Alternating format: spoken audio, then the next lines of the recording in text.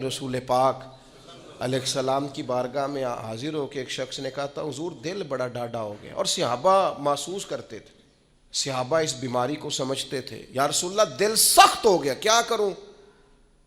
فرمایا کوئی یتیم ملے تو اس کے سر پہ ہاتھ پھیرا کر، اللہ تیرے دل کو نرمی عطا فرمائے گا۔ یتیموں کے سروں پہ ہاتھ رکھا کر، قلب نرم ہوگا، دل نرم ہوگا۔ دیکھیں اللہ تعالیٰ نے حضور کو حوصلے کا پہاڑ بنایا ہے۔ نبی پاک علیہ السلام فرماتے ہیں سب سے زیادہ مشکلات مجھ پہ آئیں، لیکن جو رقت تھی نا حضور کی طبیعت میں، جو نرمی تھی، وہ اتنی انوکھی تھی۔ حضرت زید بن حارثہ رضی اللہ تعالیٰ عنہ شہید ہو گئے جنگ موتا میں۔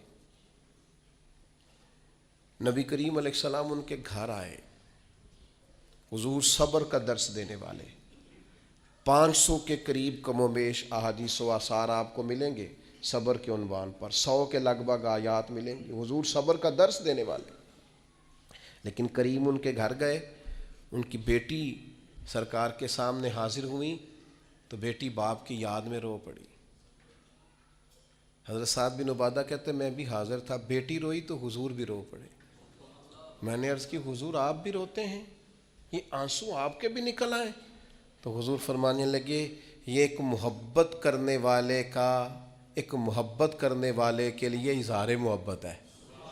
یہ جو آنسوؤں کا نکل آنا، یہ جو دل کا نہ، بلکہ حضرت سعد بن عبادہ ایک دفعہ بیمار ہو گئے تھے، تو نبی کریم ان کو بیماری میں دیکھنے گئے تو ان کو بیمار دیکھ کے حضور رو پڑے۔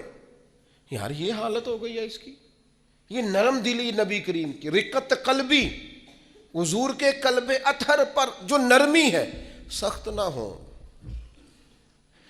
ڈاڈی زندگی نہ گزارو۔ اشداء علی الکفار، کافر کے لیے سخت ہوں گے، رحماء بینہم، آپس میں تو مہربان رہ کے وقت گزارنا۔ اپنے اپنے دل سے پوچھو، بڑے ٹیسٹ کراتے ہو، بڑی ایکو کراتے ہو اور بڑے کچھ کراتے پھرتے ہو، کبھی کبھی یہ بھی دیکھا کرو ڈاڈا کتنا ہو گیا ہے، معاف کیوں نہیں کرتا، اسے پیار کیوں نہیں آتا، اسے رونا کیوں نہیں آتا، اس میں درد کیوں نہیں پیدا ہوتا۔